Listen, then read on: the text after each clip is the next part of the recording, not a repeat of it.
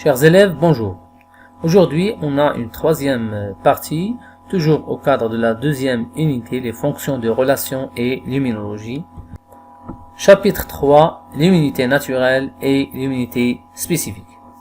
Donc, au cours de la dernière vidéo, on a parlé de l'immunité naturelle non spécifique, on a parlé des barrières naturelles, on a parlé aussi de la réponse inflammatoire, la phagocytose.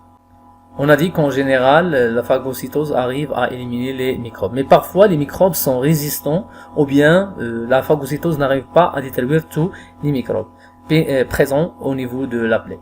Ainsi, le conflit ou bien l'infection se poursuit et s'étend vers d'autres zones du corps, ce qui conduit au gonflement des ganglions lymphatiques adjacents au site de la plaie, ce qui indique qu'il existe d'autres moyens défensifs ou un autre type de réponse immunitaire. On se pose la question, quelle est cette réponse immunitaire? En fait, c'est l'immunité spécifique. Donc, on a parlé auparavant de l'immunité naturelle en spécifique. Cette fois, on va parler de l'immunité spécifique. On a deux types d'immunité spécifique. On va commencer par le premier type, c'est l'immunité spécifique à médiation humorale. Et pour découvrir cette immunité spécifique à médiation humorale, on va voir premièrement cette remarque. L'analyse sanguine d'une personne infectée par le bacille tétanique montre l'existence, premièrement, de la toxine tétanique, c'est-à-dire la toxine produite par les bactéries. Deuxièmement, un grand nombre de globules blancs. Et troisièmement, des glycoprotéines qui s'appellent les anticorps. Deuxièmement, on va voir ce document, donc on va analyser cette graphe qui montre l'évolution des quantités de la toxine tétanique A et des anticorps anti-tétaniques B dans le sang d'une personne contaminée.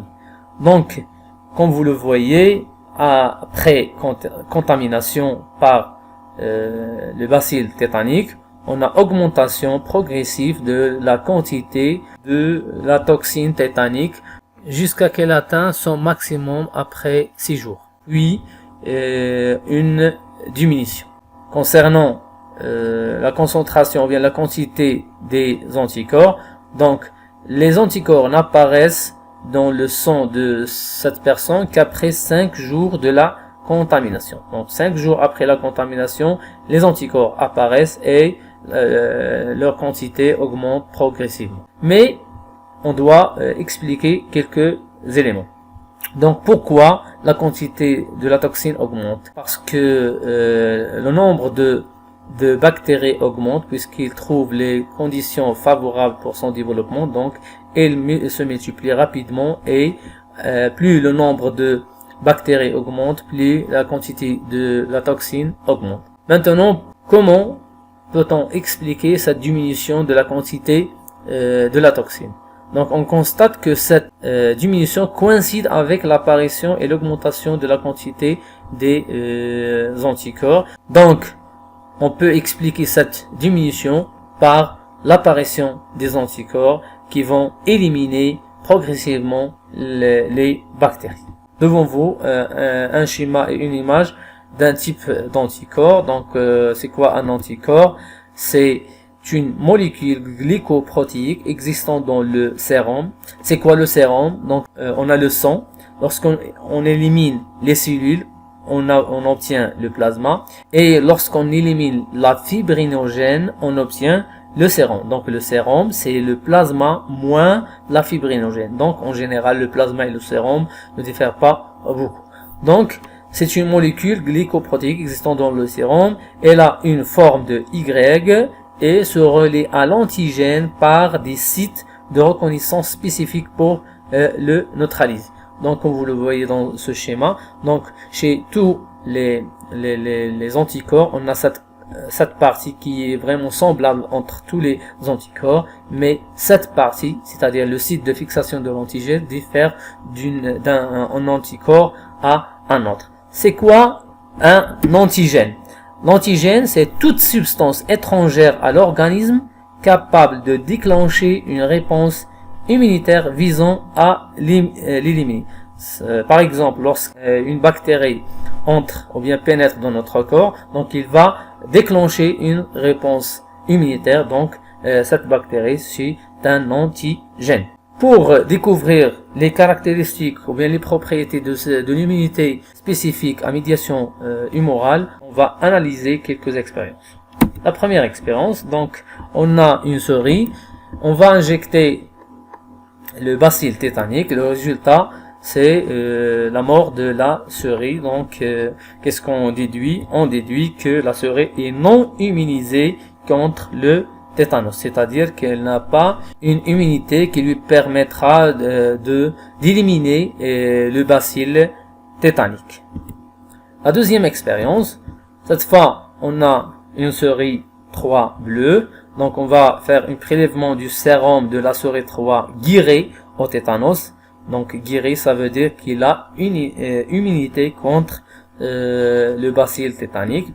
On a une souris 1, donc on va injecter les bacilles tétaniques et ensuite on va injecter le sérum prélevé de la souris 3. Donc le résultat, la survie de cette souris. Donc on se pose la question pourquoi cette souris est vivante malgré qu'elle est injectée par la bacille tétanique. Donc si on fait une petite comparaison entre cette expérience et l'expérience 1, donc la différence c'est l'existence du sérum. Donc c'est ce sérum qui a permis à cette souris d'éliminer ou bien de combattre les bacilles tétaniques grâce à l'existence des anticorps dans ce sérum. Donc, en déduction, la souris 1 a éliminé les bacilles du tétanos avec des anticorps anti-tétaniques présents dans le sérum de la souris 3 qui a été injecté. Une troisième expérience, donc une souris 2 jaune, donc on va faire un prélèvement du sérum de la souris 2 qui n'a été jamais infecté par le bacille tétanique, le bacille tétanique. Donc cette souris n'est pas immunisée contre le tétanos, elle ne possède pas une immunité contre le tétanos. Une deuxième souris, donc on va injecter les bacilles tétaniques, ensuite on va injecter le sérum de la souris 2. Donc le résultat c'est la mort de la souris 1. Donc on se pose la question pourquoi la souris 1 est morte malgré qu'elle est injectée par le sérum de la souris 2, tout simplement parce que ce sérum ne contient pas d'anticorps capables d'éliminer les bacilles tétaniques parce que la souris 2 n'a jamais été infectée par la bacille tétanique. Donc en déduction, la souris 1 est non immunisée contre le tétanos et le sérum de la souris 2 ne contient pas d'anticorps anti-tétaniques. L'expérience 4. Donc on a une souris bleue, donc on réalise un prélèvement du sérum de la souris 3 guérie au tétanos, ça veut dire que cette souris possède une immunité contre le tétanos, c'est-à-dire des anticorps capables d'éliminer les bactéries tétaniques. Ensuite on a une souris bleu ciel 4, donc on va injecter le sérum de la souris 3, puis on va injecter des bacilles diphtérie. Donc c'est un autre type de bactérie responsable de la maladie de la diphtérie. Le résultat, c'est la mort de la souris. Donc on se pose la question pourquoi cette souris est morte malgré qu'elle est injectée par le sérum de la souris 3. Tout simplement parce que cette sérum ne contient pas d'anticorps anti-bacille diphtérique. Il contient des anticorps anti-tétaniques et non pas anti-diphtériques.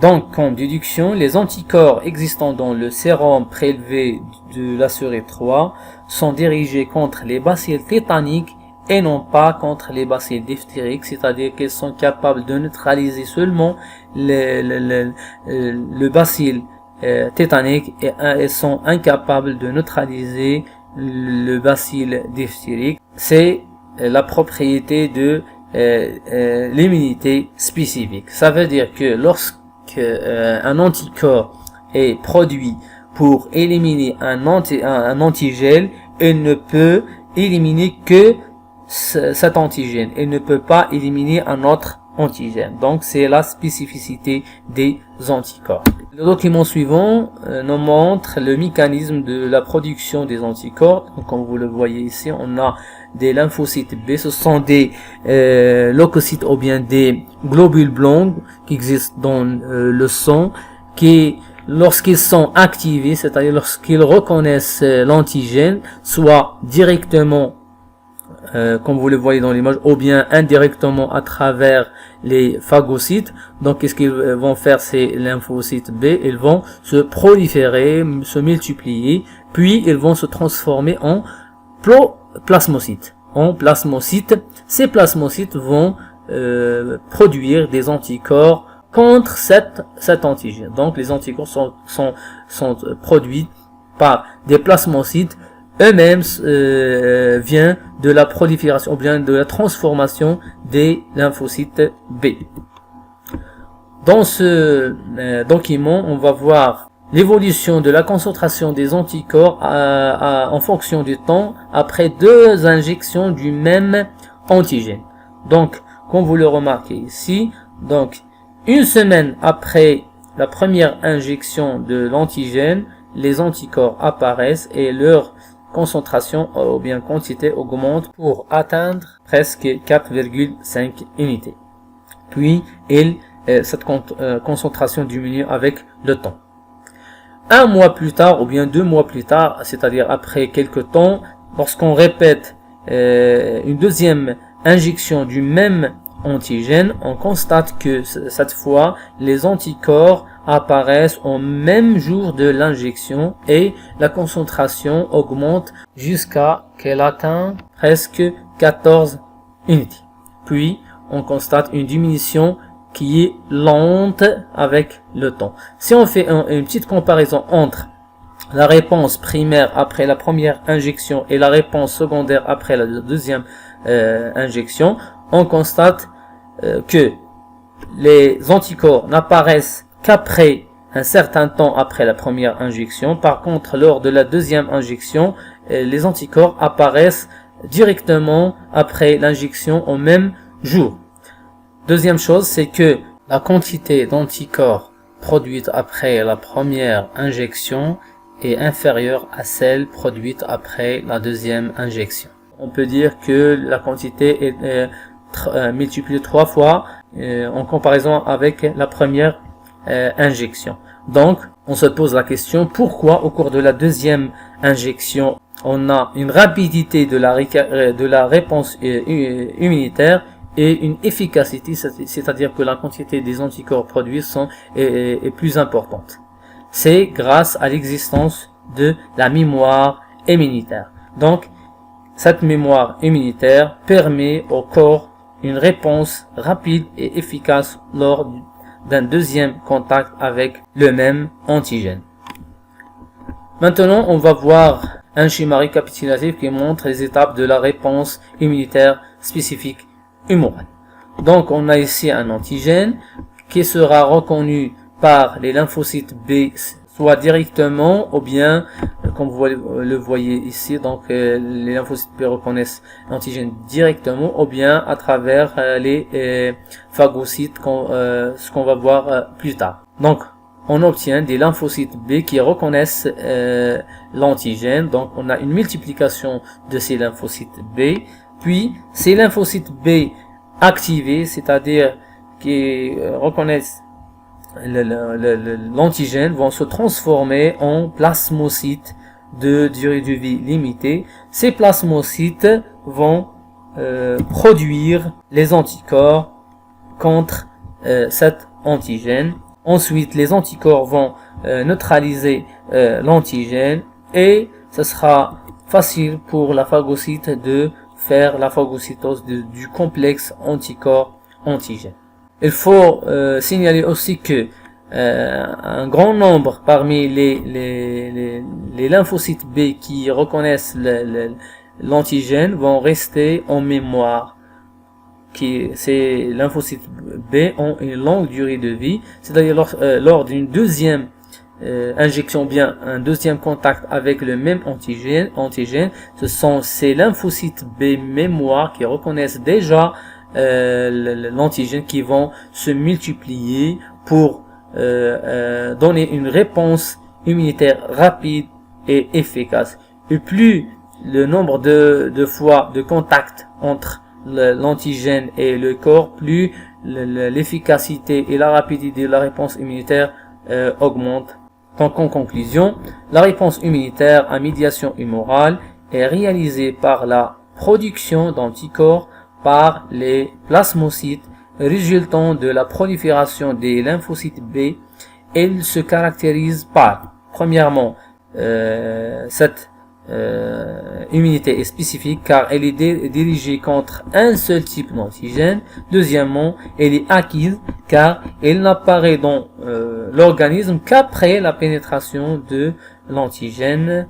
Donc merci pour votre attention et à la prochaine vidéo.